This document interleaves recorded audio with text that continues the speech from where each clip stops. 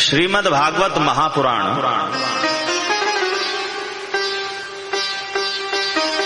यद्यपि यह पुराणों के अंतर्गत गिना जाता है,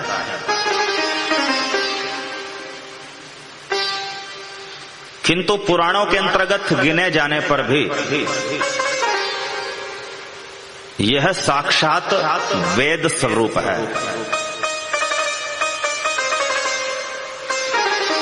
कथम वा पांडवेयस्य राजर्षिर्मुनिना सह संवादः संभूतात यत्र एषा सात्वती श्रुतिः। श्री शौनक जी कहते हैं भागवत में प्रथम स्कंद में कि पांडव नंदन राजर्षि परीक्षित का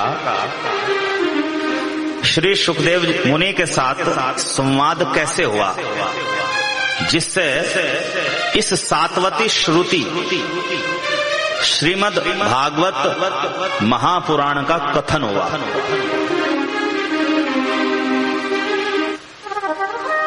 तो श्री शौनक जी श्रीमद् भागवत महापुराण को सातवती ही श्रुति कह रहे हैं। श्रुति का अर्थ होता है वेद।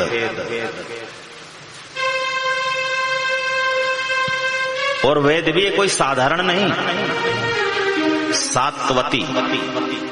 सात्वत कहते हैं वैष्णवों को, भगवान के भक्तों को, संतों को। ये श्रीमद् भागवत महापुराण सात्वती श्रुति है। ये शुद्ध भक्तों का वेद है, ये संतों का वेद है। मूल 4 वेदों में तो कर्म कांड का मिश्रण है और मुख्य रूप से कर्म कांड ही मूल 4 वेदों में है। ये जो कर्म कांड होता है ये परमहंसों को, मुक्त आत्माओं को, शुद्ध भक्तों को प्रिय नहीं होता। इसलिए वेद अपौरुषेय होते हुए भी शुद्ध भक्तों को, वैरागी संत महात्माओं को उतने प्रिय नहीं होते जितने कि वेदांत उपनिषद आदि होते हैं। ब्रह्मसूत्र होता है, भगवत गीता होती है, जिसे प्रस्थानत्रयी भी कहा जाता है। श्रीमद् भगवत गीता, उपनिषद और ब्रह्मसूत्र ये पूर्णतः आध्यात्मिक साहित्य है। तो शुद्ध भक्तों को, परमहंसों को, मुक्त आत्माओं को यही प्रिय होते हैं। तो ये श्रीमद् भागवत महापुराण सात्वती श्रुति है। ये तो संतों का वेद है, शुद्ध भक्तों का वेद है, अर्थात ये मुक्त आत्माओं को, परमहंसों को अति प्रिय है। यद वैष्णवानाम प्रियम, ये समस्त वैष्णवों को प्रिय है। और इतना प्रिय है कि इतना तो श्रीमद् भगवत गीता, उपनिषद और ब्रह्मसूत्र भी प्रिय नहीं, प्रस्थानत्रयी भी इतना प्रिय नहीं जितना श्रीमद् भागवत महापुराण प्रिय है। तो ये साक्षात वेदात्मक है, वेद स्वरूप है। हरे कृष्ण कृष्ण कृष्ण हरे हरे, हरे राम राम राम हरे हरे। कुछ महानुभावों का मानना है कि पुराण वेद से भिन्न होते हैं, वेद से निम्न कोटि के होते हैं, और श्रीमद् भागवत तो एक पुराण है। तो ये तो वेदों के समान भी नहीं, वेदों से बढ़कर तो कैसे हो सकता है।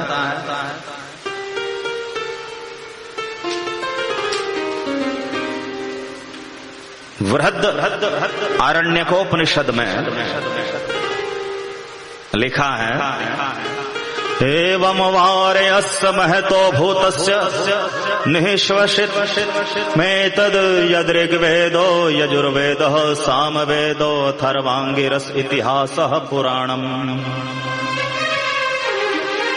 बृहदारण्यकोपनिषद 2:4-10। श्री याज्ञवल्क्य जी मैत्रेयी से कहते हैं, हे मैत्रेयी, यह जो ऋग्वेद, यजुर्वेद, सामवेद, अथर्ववेद, इतिहास और पुराण हैं, ये सभी परमात्मा के निःश्वास से प्रकट हुए हैं। तो जिस प्रकार 4 वेद, ऋग्वेद, यजुर्वेद, सामवेद, अथर्ववेद परमात्मा के निःश्वास से प्रकट होने के कारण अपौरुषेय हैं, ईश्वरीय साहित्य है, मानवीय नहीं, उसी प्रकार इतिहास और पुराण नामक जो साहित्य की 2 विधा हैं, 2 स्वरूप हैं, ये भी परमेश्वर के, परमात्मा के निःश्वास से ही प्रकट हुए हैं। परमात्मा अपने किसी भी अंग के द्वारा, किसी भी इंद्रिय के द्वारा अन्य समस्त अंग व इंद्रियों का कार्य कर सकते हैं। वो श्वास के द्वारा बोल सकते हैं, तो उनकी श्वास से जो शब्द निकलते हैं वो वेद है। तो वेद परमात्मा के श्वास है, श्वास से प्रकट है, इसलिए परमात्मा के शब्द हैं, अपौरुषेय शब्द है। तो वेदों को सनातन धर्म में सर्वश्रेष्ठ इसलिए माना जाता है क्योंकि वे मानव रचित नहीं है, परमात्मा के निःश्वास से प्रकट है। और महर्षि वेद व्यास जी के द्वारा संकलित है। वो वाक्य तो, शब्द तो परमात्मा के हैं, किंतु महर्षि वेद व्यास जी ने उनको लिपिबद्ध किया, लिखा। और ये वेद व्यास जी भी भगवान के अवतार हैं, इसलिए उनका संकलन भी ईश्वरीय है, मानवीय नहीं।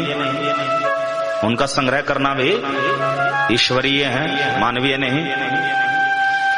इसलिए वेदों की महत्ता है, वे साक्षात परमात्मा की वाणी है।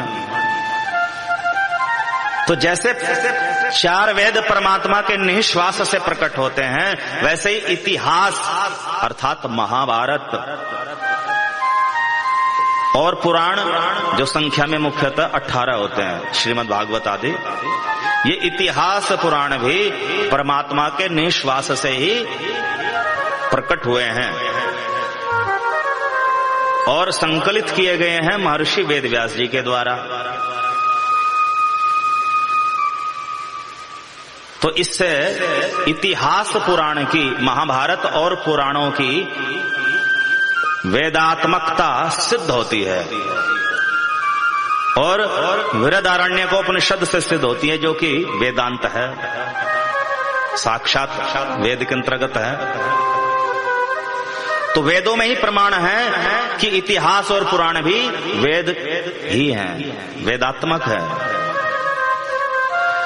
छांदोग्योपनिषद में कहा गया है, ऋग्वेदम भगवद्ध्येमि, यजुर्वेदम सामवेदम अथर्वणम, चतुर्थम इतिहासम पुराणम, पंचमम वेदानाम वेदम।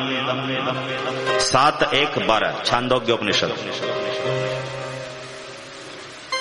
हे भगवान, मैं ऋग्वेद, यजुर्वेद, सामवेद व अथर्ववेद एवं इन 4 वेदों के 5वें वेद इतिहास पुराण का विचार करता हूं, ऐसा छांदोग्योपनिषद में लिखा है, जो कि साक्षात वेद है।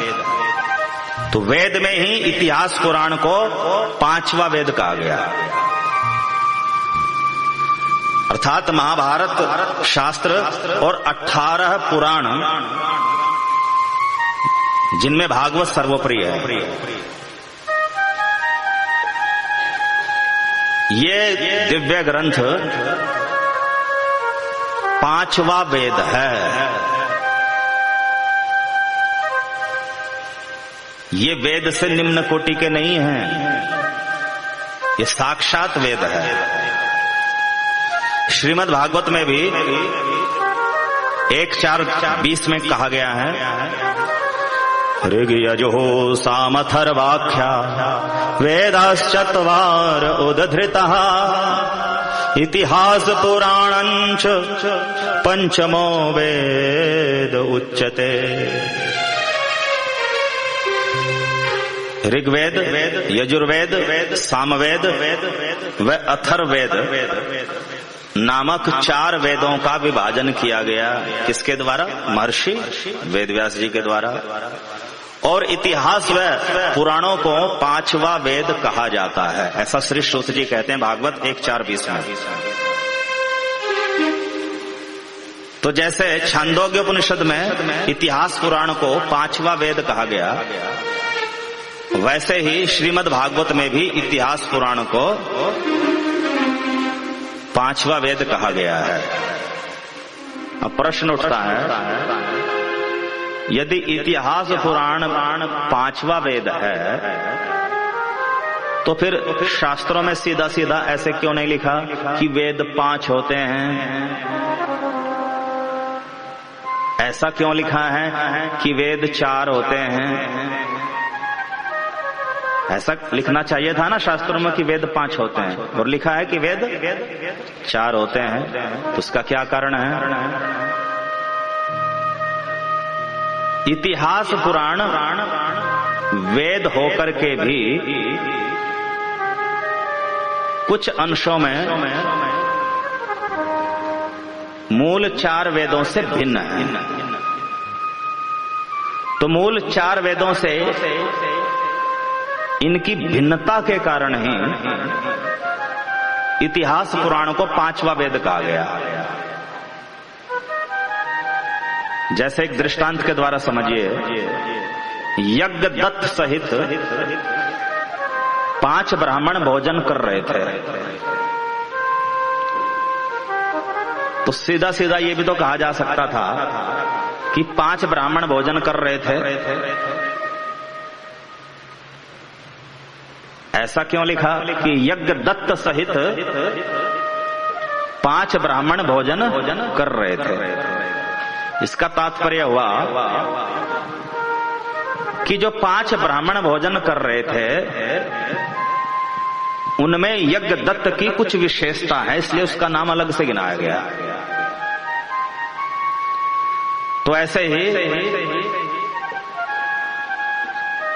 5वें वेद इतिहास पुराण में कुछ विशेषताएं हैं जो मूल 4 वेदों में नहीं है।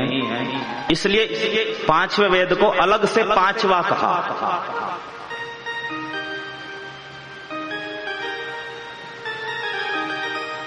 तो क्या क्या विशेषताएं हैं? जो मूल 4 वेद हैं उनमें स्वर क्रम पूर्वक उच्चारण का विधान है। उच्चारण के नियम हैं 4 वेदों के, ऋग्वेद, यजुर्वेद, सामवेद, अथर्ववेद के उच्चारण के नियम हैं, स्वर क्रम का विधान है।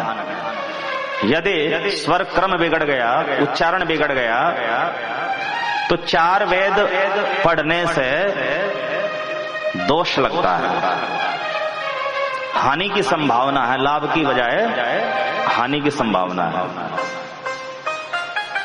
तो इसलिए वेद का उच्चारण करने का अधिकार केवल एक सुशिक्षित विद्वान को ही है, जो शुद्धता पूर्वक उच्चारण कर सके। वेद का उच्चारण सामान्य व्यक्ति अगर करेगा तो अशुद्ध उच्चारण करेगा, और अशुद्ध उच्चारण दोष है, दोष माना जाता वेद में। किंतु जो 5वां वेद है इतिहास और पुराण, इसमें अगर अशुद्ध उच्चारण पूर्वक कोई इतिहास पुराण का पाठ कर रहा है, स्वाध्याय कर रहा है, तो उसमें कोई दोष नहीं है। तो भागवत महापुराण को कोई भी पढ़ सकता है, भले ही वो विद्वान है या नहीं है। महाभारत का पाठ और उसके अंतर्गत गीता का पाठ कोई भी कर सकता है, कोई चाहे विद्वान है या नहीं है। विद्वान से तात्पर्य संस्कृत का विद्वान।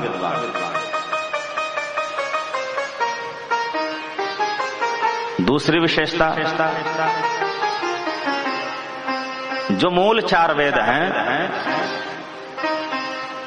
ऋषियों ने इनके स्वाध्याय का अधिकार हर किसी को नहीं दिया। हर कोई इनका स्वाध्याय नहीं कर सकता, भले ही वो संस्कृत पढ़ा लिखा भी हो।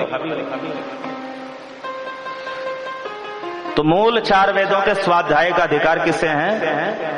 उपनयन संस्कार संपन्न सात्विक व्यक्ति को। जिस सात्विक व्यक्ति का उपनयन संस्कार संपन्न हुआ है, यज्ञोपवीत संस्कार संपन्न हुआ है,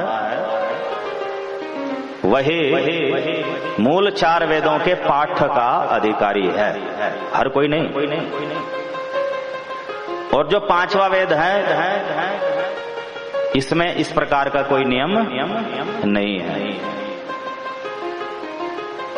भले ही कोई सात्विक है या नहीं है, कैसे भी प्रकृति का, राजसिक है, तामसिक है, हर कोई इतिहास पुराण पाठ कर सकता है, श्रवण कर सकता है। और तीसरी विशेषता,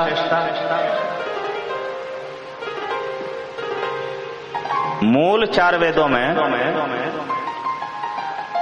परमात्मा का जो उल्लेख है, परमात्मा का जो निरूपण है, एक तो अत्यंत जटिल भाषा में हुआ, दूसरा अत्यंत संक्षेप में हुआ, और तीसरा अप्रत्यक्ष रूप से हुआ, छुपा करके हुआ, प्रच्छन्न भाव से हुआ। किंतु इतिहास पुराण में उसी परमात्मा का निरूपण सरल भाषा में हुआ और स्पष्ट भाव से हुआ, छिपा करके नहीं हुआ। तो इतिहास पुराण में ये अतिरिक्त विशेषता है। इसलिए इतिहास पुराणों को अलग से 5वां वेद कहा है। किंतु इसका अर्थ ये नहीं कि ये वेद नहीं है। इतिहास पुराण वेद है।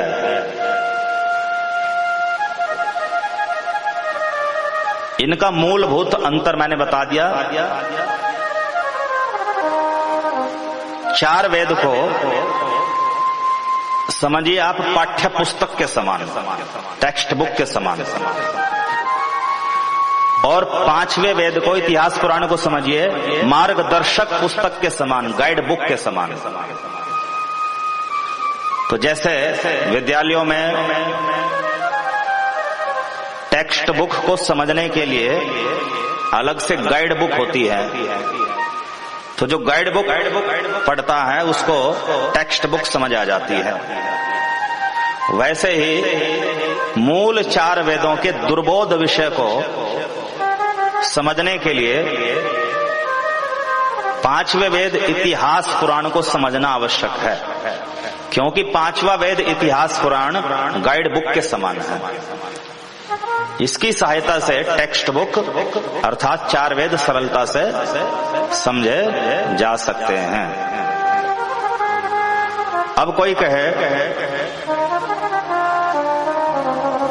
कि मैं तो केवल 4 वेदों को मानूंगा, 5वां वेद नहीं मानता, इतिहास पुराण को अलग से 5वां वेद नहीं मानता। तो इसका अर्थ हुआ कि वह मूल 4 वेदों को भली भांति समझ नहीं पाएगा, उनका तात्पर्य समझ नहीं पाएगा। तो मूल 4 वेदों का तात्पर्य समझने के लिए इतिहास पुराण को 5वें वेद के रूप में स्वीकार करना ही होगा। अन्यथा मूल 4 वेदों की वास्तविक व्याख्या, वास्तविक तात्पर्य से वो अनभिज्ञ रहेगा। इसलिए 5वें वेद को स्वीकार करना ही होगा। श्री विष्णु पुराण में भी महाभारत और 18 पुराणों का वेदत्व लिखा है कि महाभारत और 18 पुराण ये वेद स्वरूप है। विष्णु पुराण में लिखा है भारत व्यपदेशेन हयाम्नायार्थ परदर्शितः वेदः प्रतिष्ठितः सर्वे पुराणे नात्र संशयः। महर्षि वेद व्यास जी ने महाभारत के बहाने, महाभारत शास्त्र के बहाने से वेदों का अर्थ ही प्रकट किया है। अर्थात वेदों का, मूल 4 वेदों का अर्थ ही महाभारत शास्त्र के माध्यम से प्रकट हुआ है। तो जिसको मूल 4 वेदों का अर्थ समझना है तो महाभारत शास्त्र पढ़ना ही होगा, समझना ही होगा। वेदः प्रतिष्ठितः सर्वे पुराणे नात्र संशयः। वेदः प्रतिष्ठितः सर्वे पुराणे नात्र संशयः।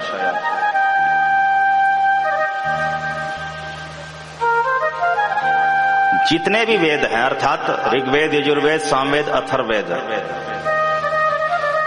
ये पुराणों में ही प्रतिष्ठित हैं।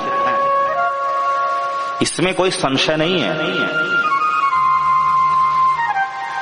भले ही कोई मूल 4 वेद पढ़े न पढ़े, समझे न समझे, अगर वह पुराण समझ लेता है, पुराण पढ़ लेता है,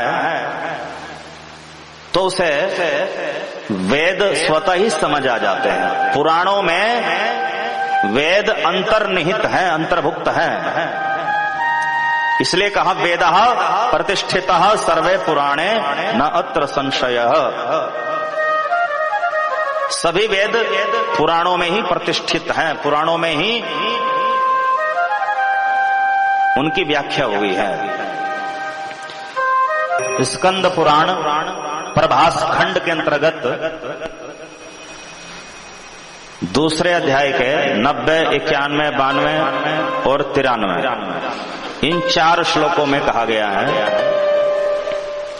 वेदवन्निश्चलम मन्ये पुराणार्थम द्विजोत्तमः वेदः प्रतिष्ठितः सर्वे पुराणे नात्र संशयः। हे द्विजोत्तम गणों, जिस तरह वेद का अर्थ स्थिर व सर्व स्वीकार्य होने से निश्चल है, उसी तरह मैं पुराणों के अर्थों को भी निश्चल मानता हूं। इसमें कोई संदेह नहीं कि वेदों के सभी विषय पुराणों में ही प्रतिष्ठित है। तो जैसा कि विष्णु पुराण में कहा गया था, ऐसा ही स्कंद पुराण प्रभास खंड में कहा जा रहा है।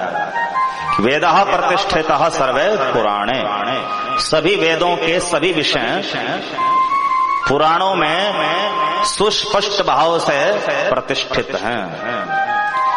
विभेद्यल्प श्रुताद वेदो मामयम् चालयिष्यति इतिहास पुराणैस्तु निश्चलोऽयं कृतः पुरा।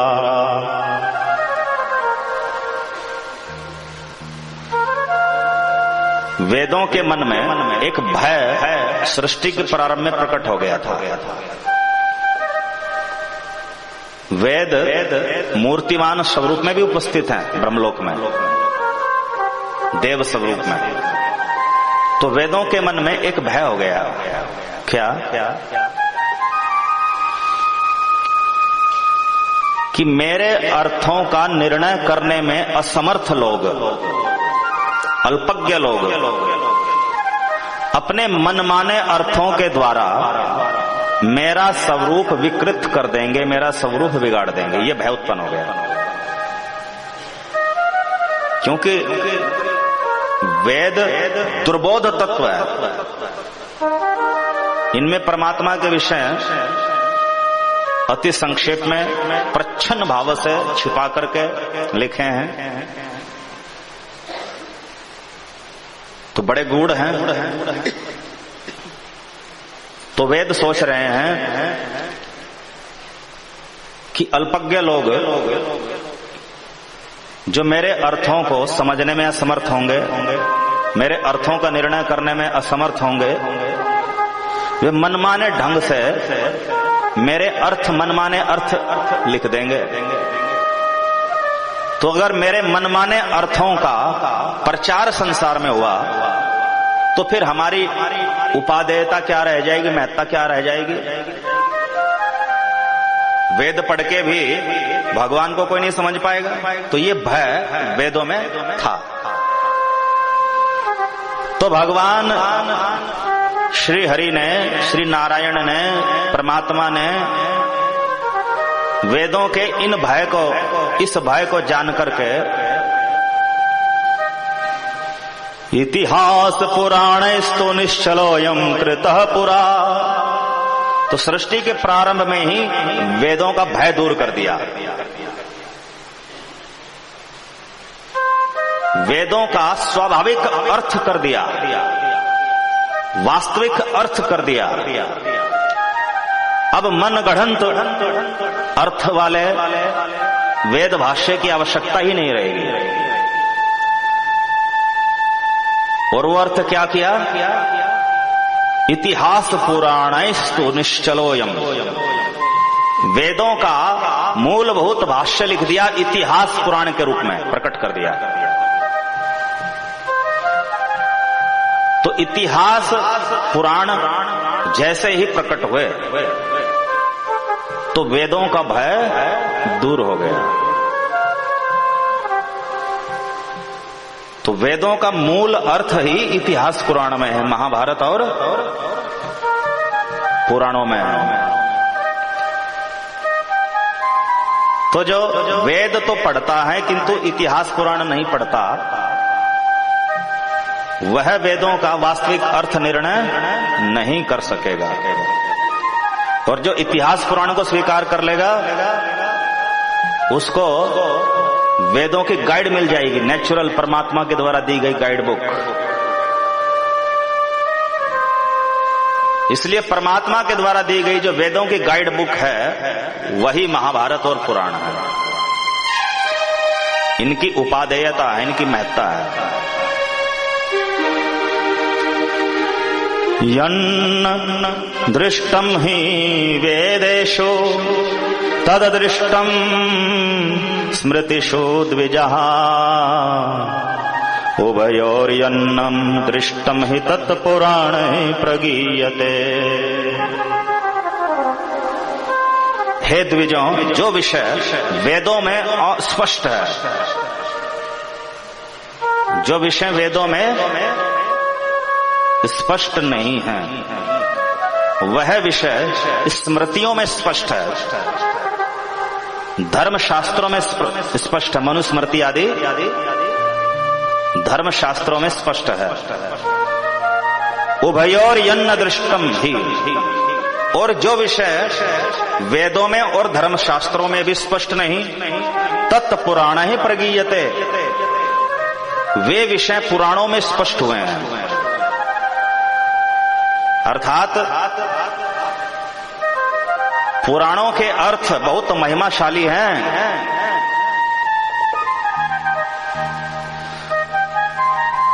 वेद और धर्म शास्त्र भी जिन विषयों को स्पष्ट नहीं कर सकते, उन विषयों को पुराण स्पष्ट करते हैं। यो वेद चतुरो वेदान सांगोपनिषदो द्विजः पुराणमनैव जानाति न च स्याद विचक्षणः। पुराणमनैव जानाति न च स स्याद् विचक्षणः। अर्थात हे द्विजों, यो वेद चतुरो वेदान, जो जानता है 4 वेदों को, सांगोपनिषदों,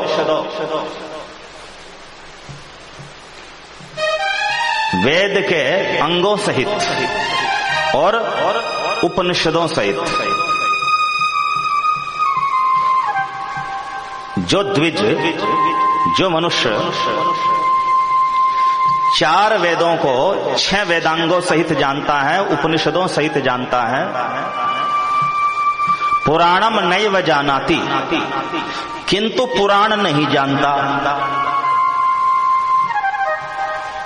न च स स्याद् विचक्षणः, उस व्यक्ति को सर्वशास्त्र विचक्षण या पारंगत नहीं माना जा सकता। सर्वशास्त्रज्ञ वही है जो वेद, उपनिषद, वेदांग सहित पुराणों को भी जानता है। पुराणों को यदि छोड़ दिया तो वेद, वेदांग और उपनिषद से भी वह सर्वशास्त्रज्ञ नहीं माना जा सकता।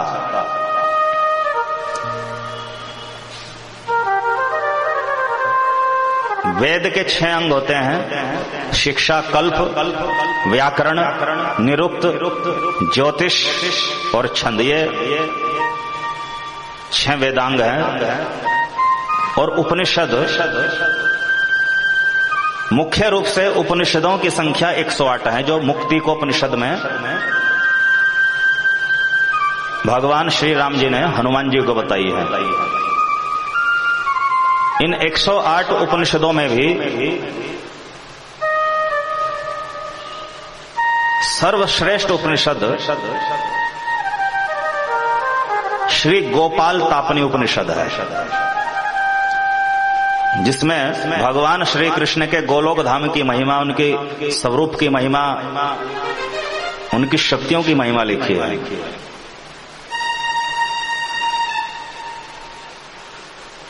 तो यदि कोई व्यक्ति कहता है मैंने 4 वेद जान लिए, 6 वेदांग भी जान लिए, 108 उपनिषद भी जान ली, किंतु पुराण नहीं जानता, और पुराण जानने की मुझे आवश्यकता भी नहीं, मैं पुराणों को वेद की तरह प्रमाणिक नहीं मानता,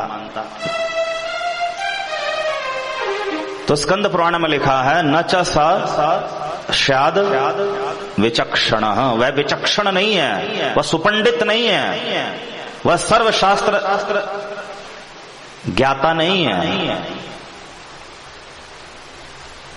पुराणों के बाद ही वो पूरा होगा। पुराणों से ही पूर्णता आती है। पुराण इतने महत्वपूर्ण हैं। और इतिहास व पुराणों में भी, इतिहास मतलब महाभारत और पुराण जो 18 होते हैं, इनमें भी इतिहास से श्रेष्ठ पुराण माने गए हैं। यद्यपि इतिहास रूपी महाभारत शास्त्र का सार है श्रीमद् भगवद गीता, और 18 पुराणों में सर्वश्रेष्ठ है श्रीमद् भागवत महापुराण। इन दोनों को अभिन्न माना जाता है, गीता को और भागवत को अभिन्न माना जाता है, क्योंकि श्री कृष्ण परक है। फिर भी इतिहास पुराण की दृष्टि से पुराण इतिहास से भी श्रेष्ठ है, महाभारत से भी श्रेष्ठ है। नारदीय पुराण में लिखा है पुराणमन्यथा कृत्वा तिर्यग योनिम वाप्नुयात् सुदान्तोऽपि सुशान्तोऽपि न गतं क्वचिदाप्नुयात्। इंद्रिय संयमी सुदान्तोऽपि, जो इंद्रिय संयमी है, सुशान्तोऽपि जो सुशांत है, जो शांति को प्राप्त हो गया है, सुदांत और सुशांत होकर के भी जो व्यक्ति पुराणमन्यथा कृत्वा, पुराणों को अन्यथा करके मानता है। अन्यथा करने का मतलब पुराणों से निम्न, पुराणों को वेदों से निम्न कोटि का मानता है और पुराणों को वेद स्वरूप नहीं मानता। इसे कहते हैं पुराणों को अन्यथा करके मानना। तो कोई व्यक्ति सुदांत भी है, इंद्रिय संयमी भी है, सुशांत भी है। सुशांत का तात्पर्य है कि वो प्रायः जीवन मुक्त हो गया है, 3 गुणों से परे हो गया है।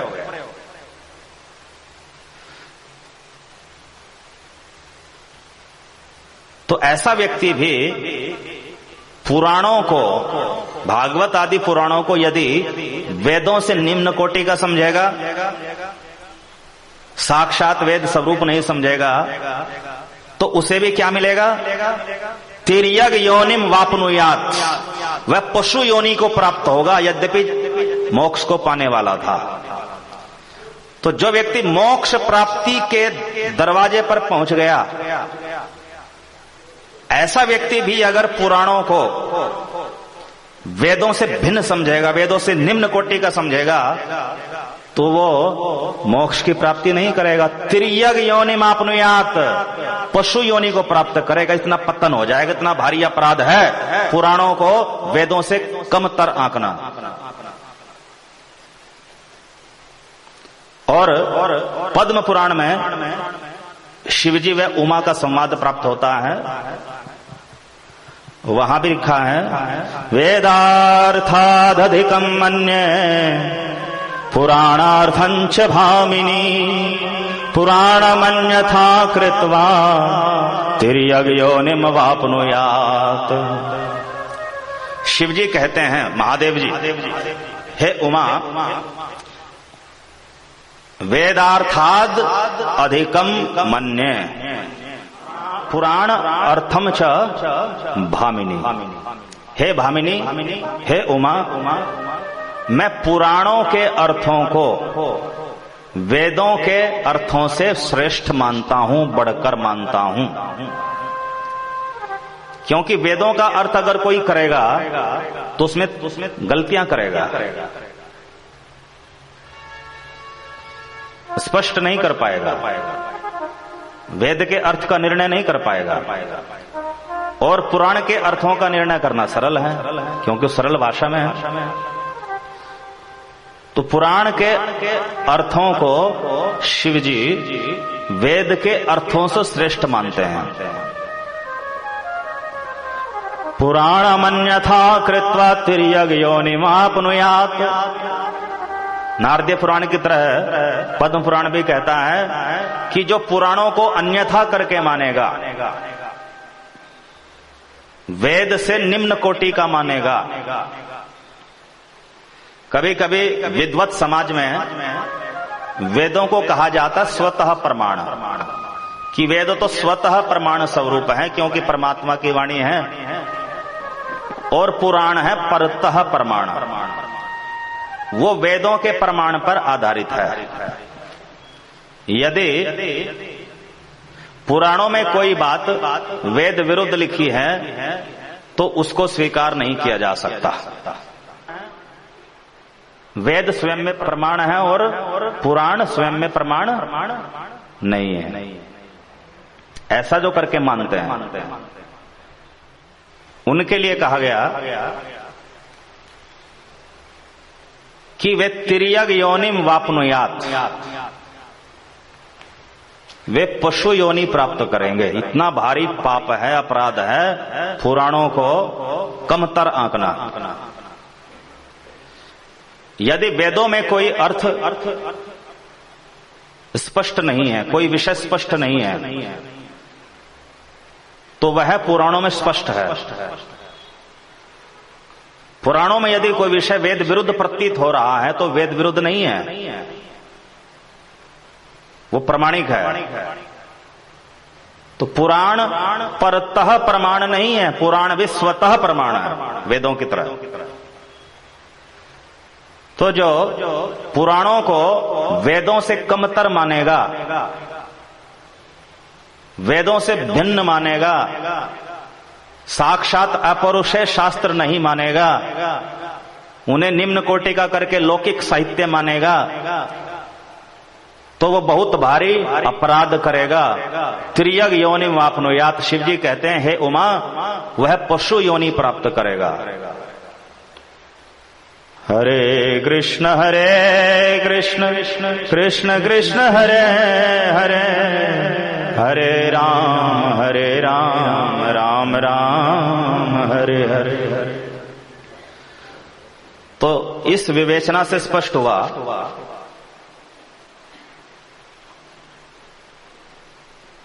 कि पुराणों की महिमा व्यतिरेक भाव से भी लिखी है। इतिहास की महिमा व्यतिरेक भाव से नहीं लिखी।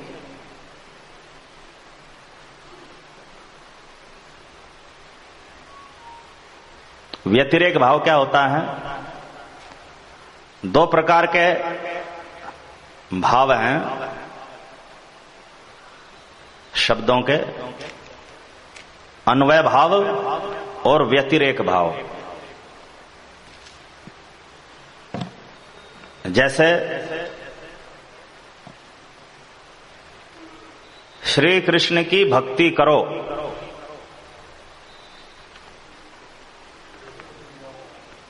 श्री कृष्ण को सदा स्मरण रखो, तो ये वाक्य है अन्वय भाव में। और श्री कृष्ण को कभी मत भूलो, ये वाक्य है व्यतिरेक भाव में। तो तात्पर्य तो दोनों का एक ही है, श्री कृष्ण को याद रखो,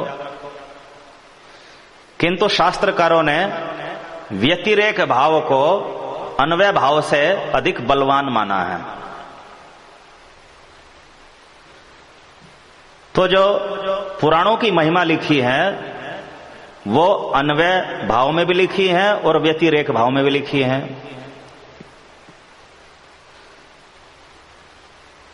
पुराण साक्षात वेद है ऐसे भी लिखी है, और पुराण को जो वेदों से घट करके मानेगा वो पशु बनेगा, ऐसे व्यतिरेक भाव से भी लिखी है। तो व्यतिरेक भाव से ही कोई बात बुद्धि में अच्छे से प्रवेश करती है। तो जैसे पुराण की महिमा व्यतिरेक भाव से लिखी है, वैसे इतिहास की नहीं लिखी। ऐसा नहीं लिखा कहीं, ऐसा कोई उल्लेख नहीं है कि यदि कोई इतिहास को, महाभारत को वेद से कमतर मानेगा तो उसको पशु योनि में जाना पड़ेगा, ऐसा नहीं लिखा। किंतु पुराण को यदि वो वेद से कम मानेगा तो पशु योनि में जाना पड़ेगा, ऐसा पुराण के विषय में लिखा है। इसका मतलब पुराण इतिहास से श्रेष्ठ है, बढ़कर है।